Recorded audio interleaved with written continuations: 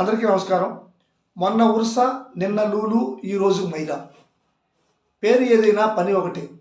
నిస్సిగ్గుగా, నిర్భయంగా, నీతిమాలిన విధానాలతో ప్రజల్ని మోసం చేస్తూ ప్రభుత్వ భూముల్ని తన అనువులకు కట్టబెట్టడమే చంద్రబాబు నాయుడు గారి నైజం.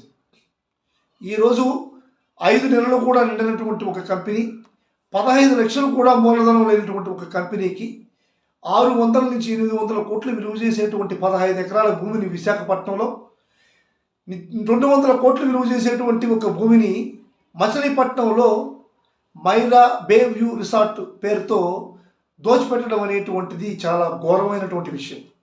నిజంగా చంద్రబాబు నాయుడు యొక్క భూదాహానికి ఇది నిలువుటద్దం.